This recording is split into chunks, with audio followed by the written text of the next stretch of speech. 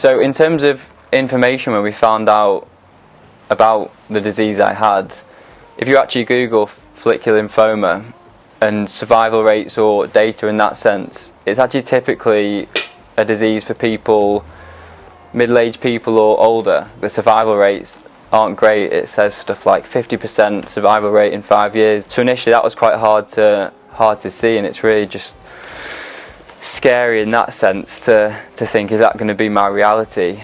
Am I going to be fighting for my life at the age of 30?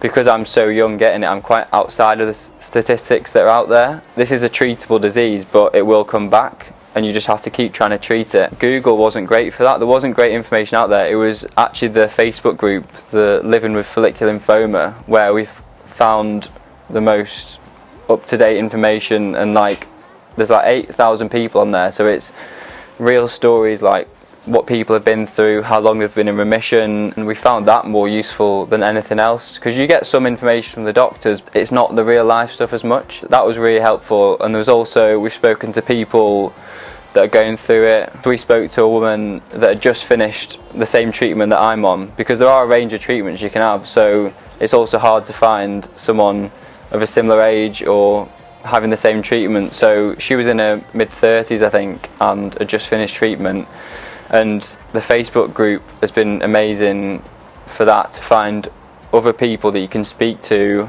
and just ask for advice, get that real information.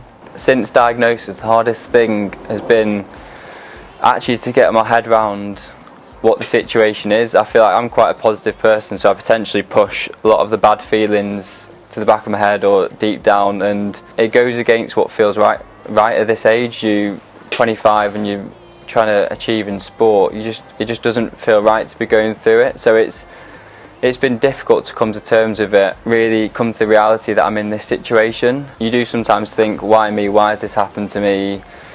It just feels quite cruel. I do think it's really important to actually try and face your feelings. So one thing I've only recently started to try and do is sort of fill out a journal each day. When you get that chance to try and put your thoughts onto paper, what actually comes out, because there's so much that you're probably building up inside that you just don't want to let out. Because for me, it's like a sporting mentality of, what's the goal, what can I do to get there? It's not healthy to hold those things in, and there's so many frustrations, bitterness, there's anger. You don't have to go through this. I don't have to go back to treatment each time.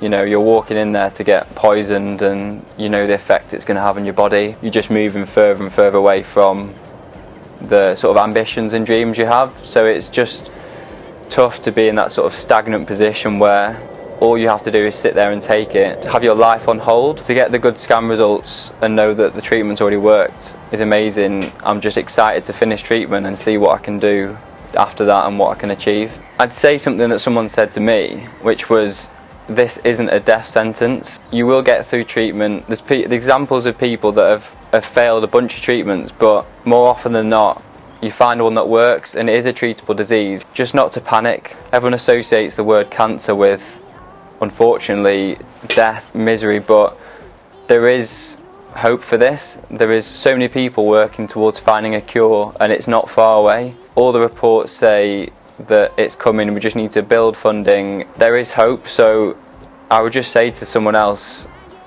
not to worry too much about it and just try and go through the processes. There's lots of things that we've done, like exercise, that can help the treatment work, and you just have to stay positive and keep going, and a cure is coming, so there is a light at the end of the tunnel.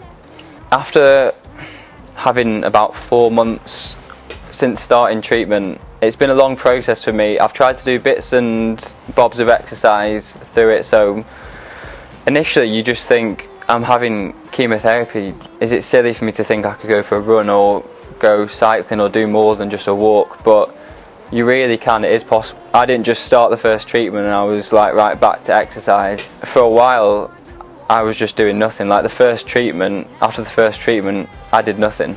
I just did a little walk, didn't really understand how much exercise you could do or how much it helped. So it's only in this fourth cycle that I've actually started to focus more on the training again. Before that, it really is like dealing with the mental side and the situation you're in and really finding your feet. I remember when I walked into my first treatment, I had no idea what to expect. I had no idea what was going to happen afterwards, what the next month was going to look like. Have goals that you're going to work towards, but don't put pressure on yourself to do it straight away. So it's took me 4 months to get my head around to, right, let's focus on seeing what I can do. So this fourth cycle, I really tried to focus on exercise. It takes me a week or so to recover from the treatment, and then from there it is possible to build up the training again. I start with things like walks, longer walks, faster walks, then it's things like cross trainer and bike that's non-weight bearing, easier to cope with. I've actually found really good results from it. I've done running as well. Yeah, my fitness is really low at the moment, so you have to take breaks. I found it really tough to, especially with running, to keep running for a consistent amount of time. It's a lot of impact on your legs, you need those breaks. If I was speaking to someone at the start of this, don't let the situation make you think that you can't do anything, because there is so much you can do. Part of it for me, I think, is the fact I've not done that exercise for so long. With the stage I'm at, I'm already thinking about, right, let's build up my exercise again, build up my fitness and get myself ready for finishing treatment and really pushing the exercise and getting back into sport. Christmas, two things on that point. The first, I think we've been really lucky to get the good mid-treatment scan results to say that the treatment's already worked. So I think that changes our view on Christmas a lot, because before that there would have been a lot of question marks and uncertainty, and like Christmas is a time for celebration, and it would be very difficult to celebrate knowing that we don't know if the treatment's worked or not. So there is that side of it. Really looking forward to it in that sense, and just being able to enjoy that time rather than worry about what's coming in the immediate future. On the other side, Christmas for us will involve me and Leah just having Christmas, just us two, on the actual day, because we can't go into our families' houses or see people indoors. It's very much on the day it'll be me and her in the flat together, and that's something we've never done before, so at least it's like a new experience. It'll be an interesting thing, and that outdoor Christmases, if you like. We'll see Leah's family on one day, we'll see my family another day, and it'll involve probably going for a walk, trying to go for like an outdoor sort of meal that's safe enough. But it'd be very different, because just have to stay away from lots of people. Normally at Christmas you're around loads of people and just having a good time, so we just have to make the most of our situation and what we can do. When I get close